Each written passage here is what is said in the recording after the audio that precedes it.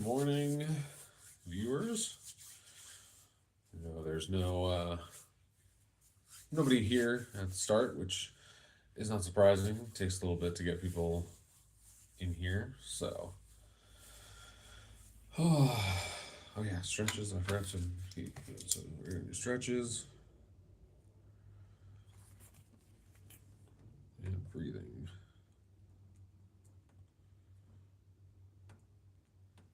Can do that real quick. All right. So while we're waiting for people to hop in, as they do, we'll just do some stretching. So we're gonna stretch. Oh, stretch our hands as far as the east. Oh, is from the west. Stretch your hands up to the heavens. Roll those hands a little bit. And stretch down to the floor. Roll the neck. Oh, other way. Oh, chin up. Chin down. Roll the shoulders back. Roll them forward. Twist. Twist your back. Oh, okay. Sure, why not some arm circles? That feels like a good thing to get the sleep groggies out. All right. Oh.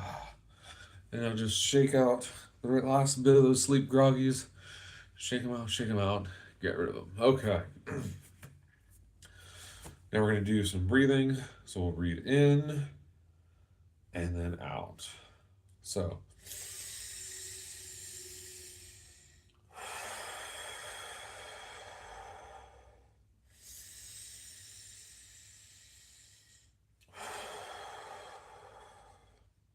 one more time.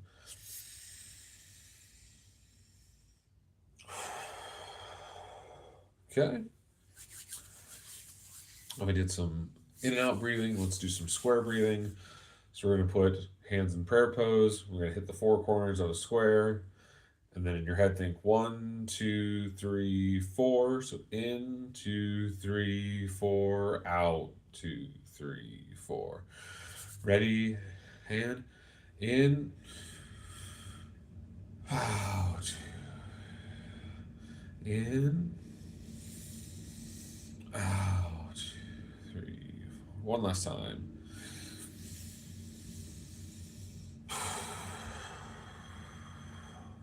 All right. Next, we're going to move to our square proverb of the day, which you can find the square proverb posted before the morning meditation to the Facebook group page, Church of the Codex. That's two E's in the.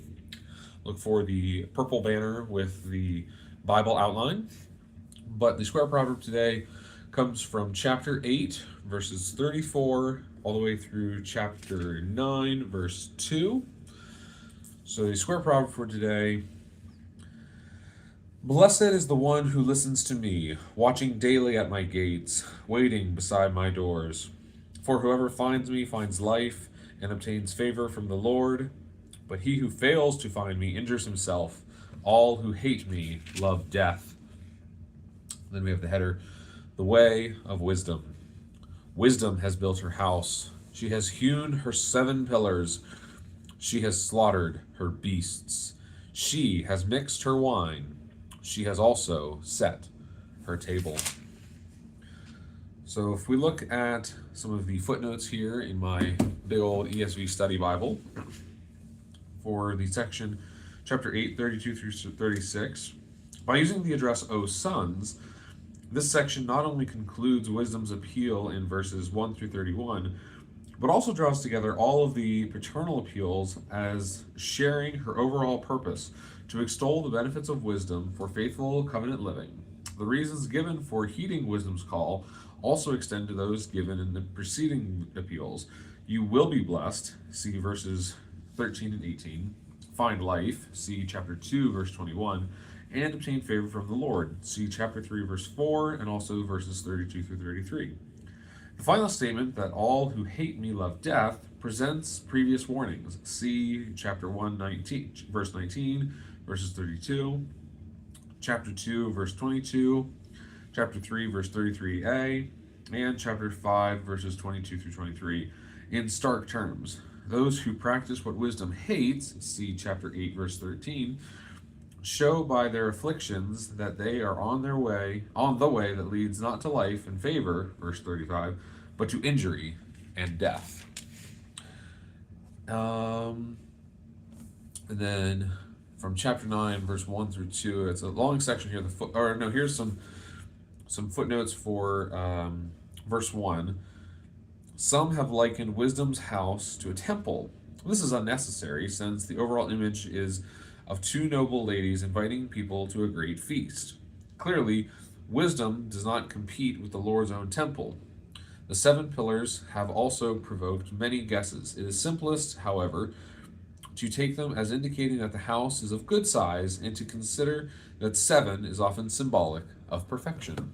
So, are you reading the Bible? I am. I'm reading out of, it was the footnote for my ESV study Bible here. In Proverbs chapter 8. So I have a daily square proverb, that I post to a Facebook group page that I founded and managed. It is the Church of the Codex, that's 2 E's in the. And so each morning here in 2026, my goal is to post a daily square proverb, because a daily square proverb, a square proverb a day keeps the adversary at bay. So that is the goal. Go ahead and read, now that we've got some more people in the chat here, or in the room, we'll go ahead and reread. The square proverb for today was chapter 8, verse 34 through chapter 9, verse 2. So blessed is the one who listens to me, watching daily at my gates, waiting beside my doors. And so some backstory here in chapter 8. Do you sell Bibles in link? I don't. I've never looked up an affiliate link for selling Bibles, but there's plenty of ways to get Bibles.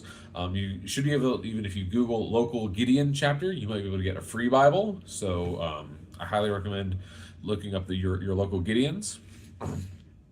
So chapter 8 is wisdom speaking to the reader. And so wisdom says that blessed is the one who listens to me, wisdom, watching daily at my gates, waiting beside my doors. For whoever finds me finds life and obtains favor from the Lord.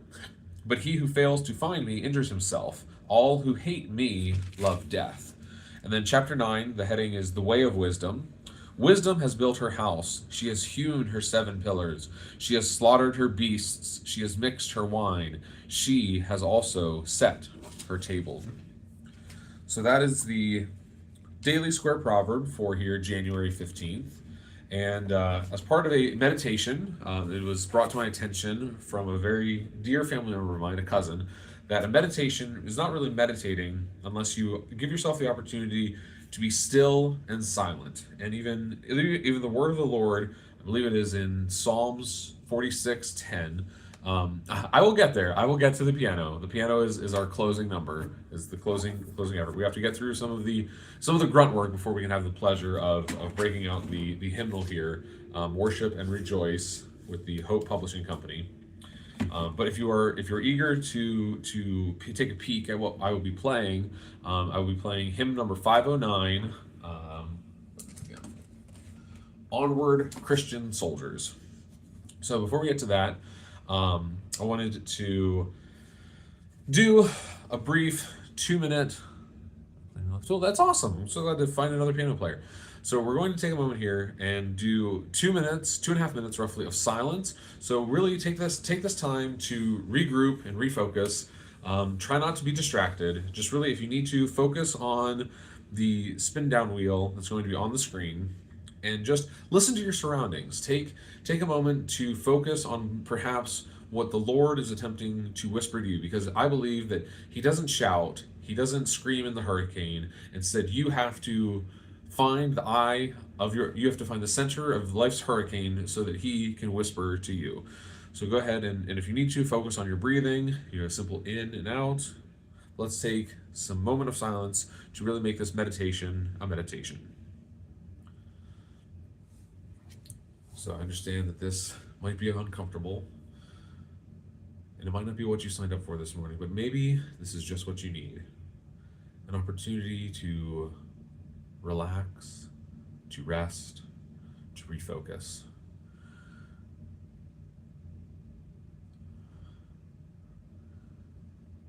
So as I'm listening here to my surroundings, I can hear my furnace in the background heating my home, a blessing from the Lord to have a warm home.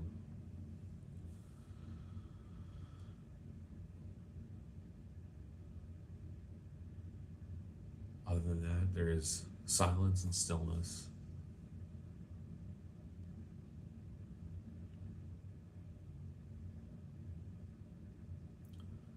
I don't even hear any cars. There's a highway just at the top of the hill from my house. Normally there's plenty of traffic.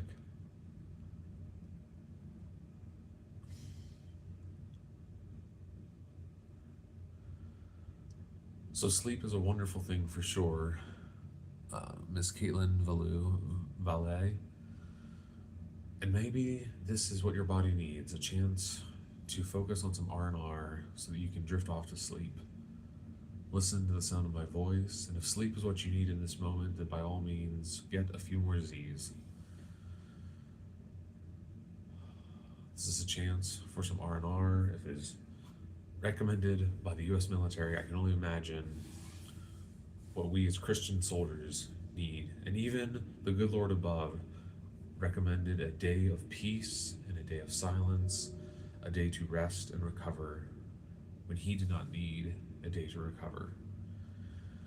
He chose the seventh day, the Sabbath, to be an example for us because he knew that we would be prone to be burnt out. And so if you're feeling burnt out today, then just watch the timer as it ticks down. Listen to the sound of my voice. Find your center. Find your place of calm. It's only for a few more seconds. We're almost there, ladies and gentlemen. 4, 3, 2. So thank you all for sitting there through a moment of silence. I hope that it has been rejuvenating to you. But now we are going to move on to our focus passage of today, which is going to be Colossians 3:22 through chapter 4, verse 1. So quick speed drill. Anybody can grab their Bible, perhaps digitally or physically. And let's turn to Colossians. So it's in the New Testament, towards sort of the middle-ish of the New Testament. And like I said, we're going to be focusing on chapter 3, verse 22, and read through chapter 4, verse 1. So, trying to get my piano foot pedal figured out there. Okay, got my foot pedal. So, the heading on this chapter, on this section of Colossians, is Rules for a Christian Household, or Rules for Christian Households. So, verse 22 starts that slaves, obey in everything those who are your earthly masters, not by way of eye service as people pleasers, but with sincerity of heart, fearing the Lord. Whatever you do, work heartily as for the Lord and not for men, knowing that from the Lord you will receive the inheritance as your reward. You are serving the Lord Christ. For the wrongdoer will be paid back for the wrong he has done, and there is no partiality. Chapter 4, verse 1, Masters, treat your slaves justly and fairly, knowing that you also have a master in heaven. So, it's interesting to me that, Paul, when he's writing here in Colossians, he specifically calls out that in the day and age, slavery was a thing, and thank goodness we have, at least here in the United States, kind of moved on from at least it being open and accepted. I don't hold any... I'm not going to try to be cagey. I know it's a sad fact that there are some people who live still in bondage and may someday they find freedom. And it was a very different age back in Bible times here when Paul's writing. But let's dig into the footnote here in my study Bible. So the note here for chapter 3, verse 22 through 25, where it references slaves, obey in everything those who are your earthly masters.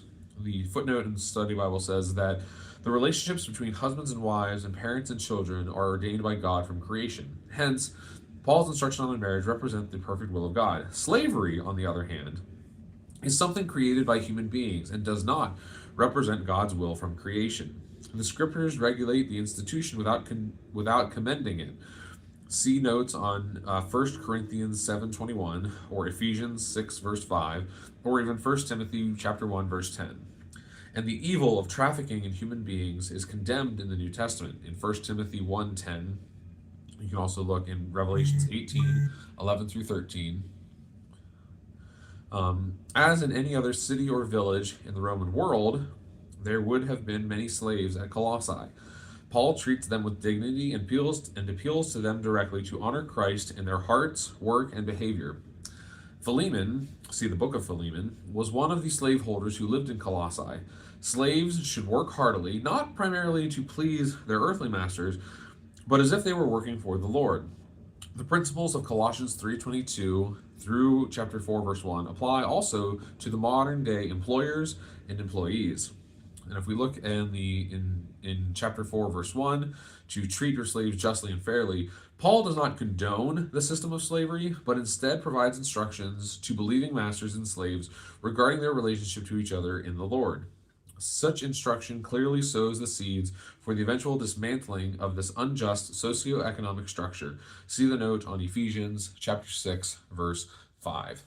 So, you know, I have no, I'm well aware that, working here, when you hold a job in the 21st century, it can often feel like you're in a rat race, that you are stuck in a rut that you can't escape. You're borderline chained in bondage to your employer. You're living paycheck to paycheck, and if something were to happen that you lost that job, that your life would be ruined, and so you kind of have to work as best you can. But we have to keep in mind, though, that ultimately it's the Lord who provides for us. It's the Lord who protects us. It's the Lord who has a vision and a hope and a future and plans to prosper us and to grow us.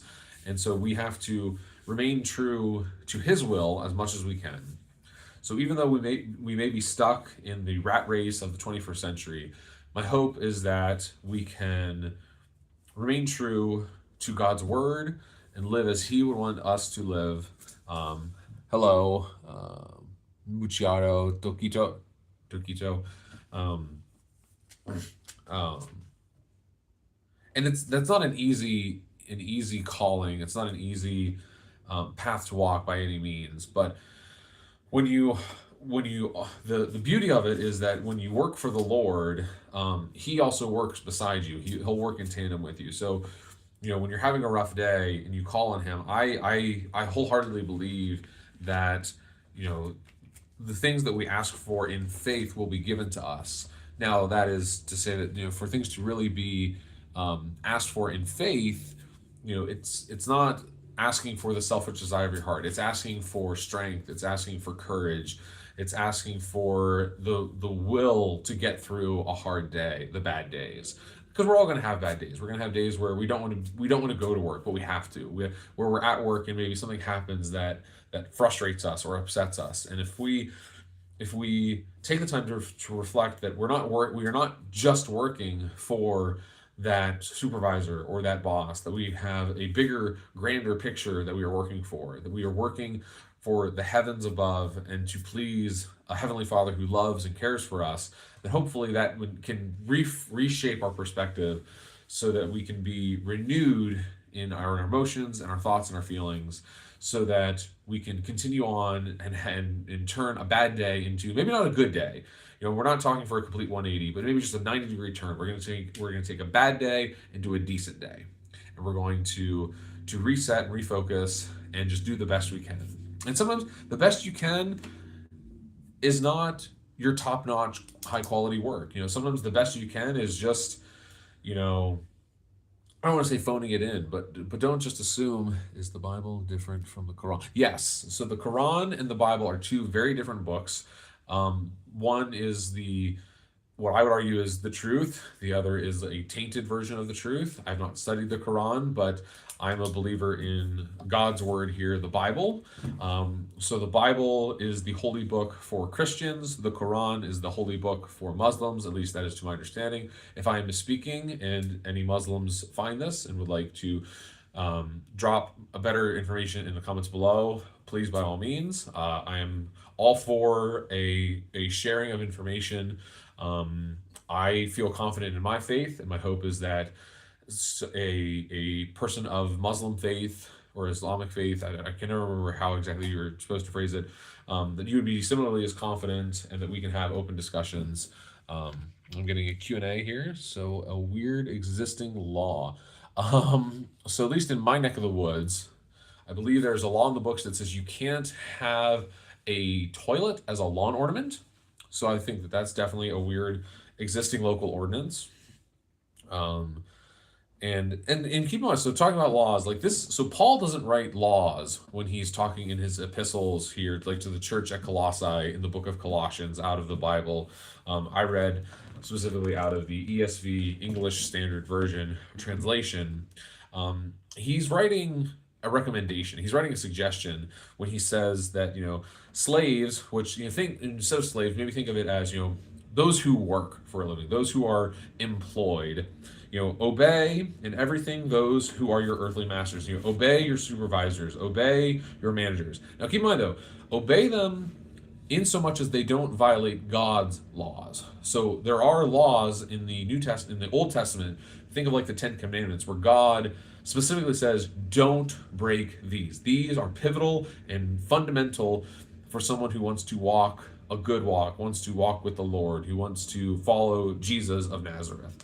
But Paul writes that if you're a working man, a working woman, obey in everything you do those who are your earthly managers, your supervisors, your bosses, not just so that you look good, not for the eye service, not because you're people pleasers, but with sincerity of heart and because you fear the Lord.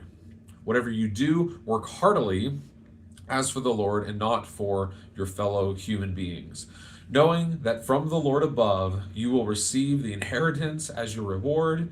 You are serving the Lord Christ. For the wrongdoer will be paid back for the wrong he has done. So that right there is actually karma. So I don't believe in karma. I think karma is a misattribution or a misnaming of the Lord delivering justice.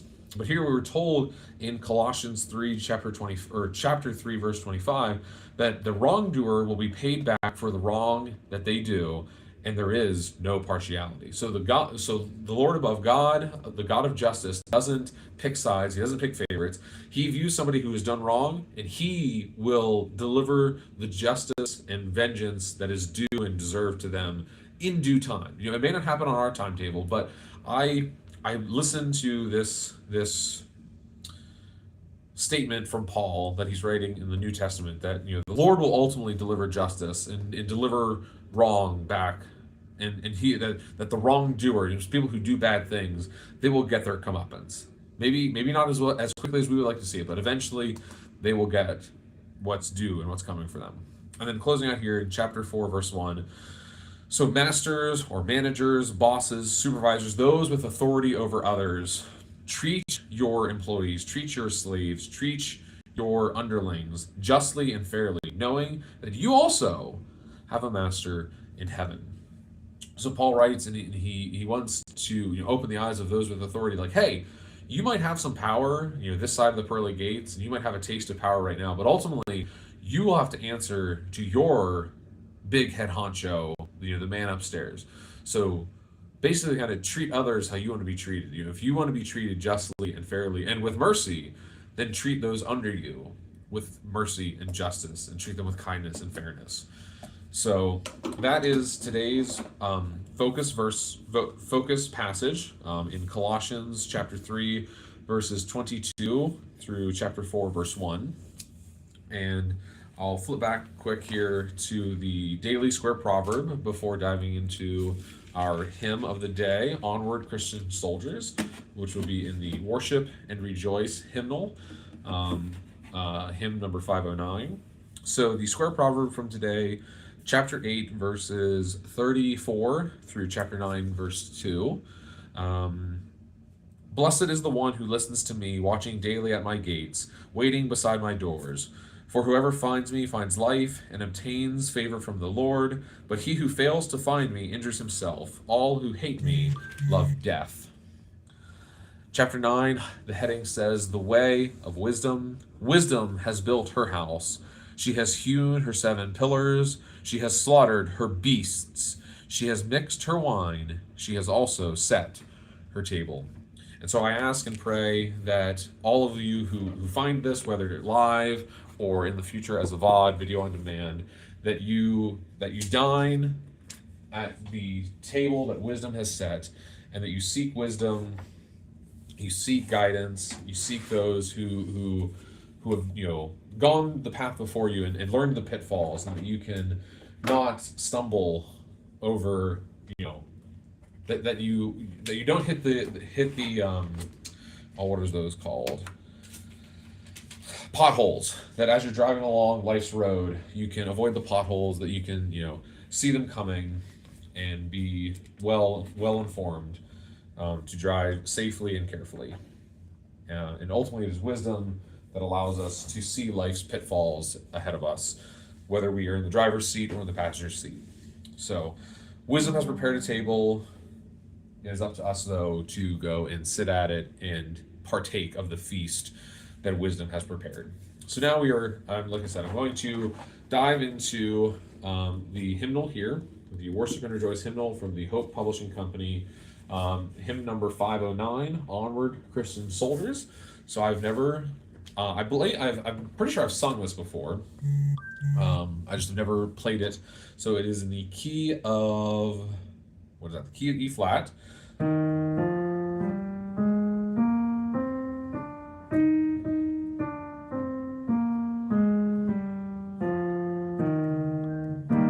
So that is the key here of Onward, Christian Soldiers. And I'm going to be playing the right hand only. But before we dive into the musical notes here, so it's going to start on. Oh, that's fine. I was say something didn't sound right there. So let's read. There are 4 verses and a chorus. So, onward, Christian soldiers, marching as to war, with the cross of Jesus going on before. Christ the royal master leads against the foe. Forward into battle, see his banner go. And then the refrain or the chorus. Onward, Christian soldiers, marching as to war, with the cross of Jesus going on before. And then back to verse 2, so back to the top.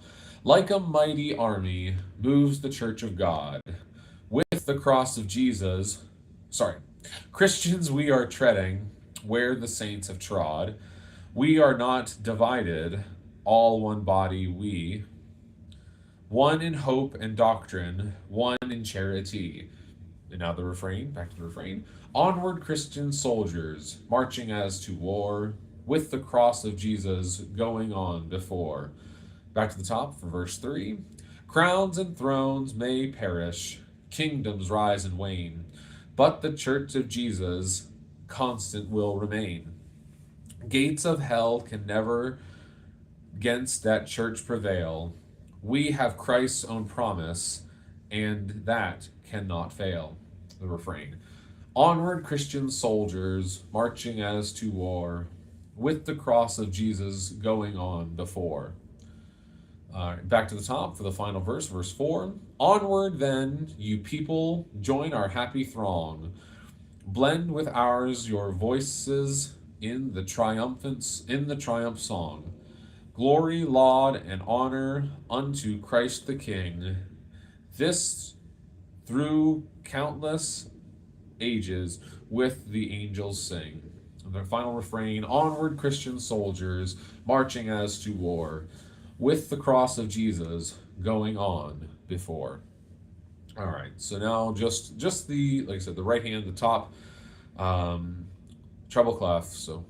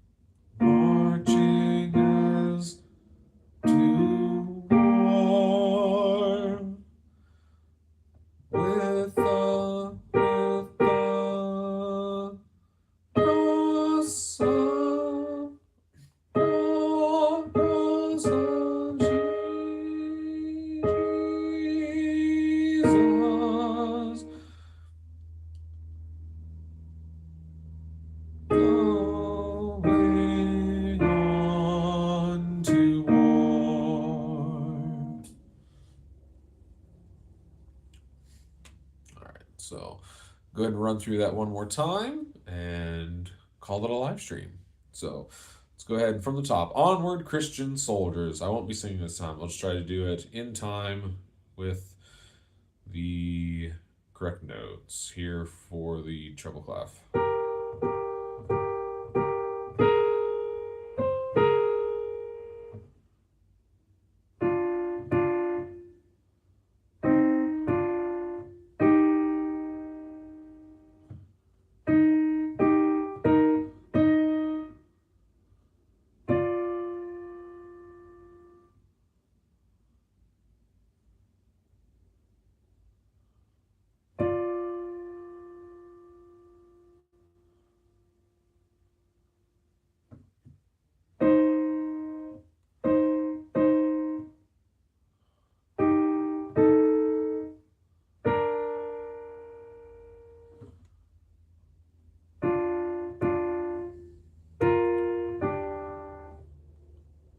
Oops.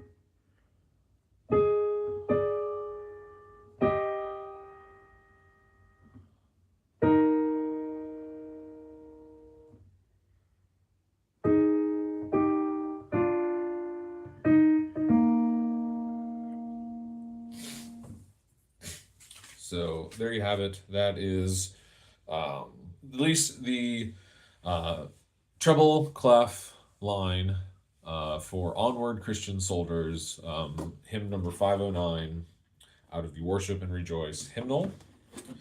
Uh, and we were reflecting and focusing today on the square proverb 8:34 9 through 2, where wisdom tells us that she has prepared a table for us, and so it's just on us to go and eat of her table, to focus on her. That is a path to life that wisdom provides, and that those who hate wisdom really they love death and they seek death, and that they're doomed. So wisdom is the way of life, and so this day choose wisdom, eat at her table, be wise, seek wisdom.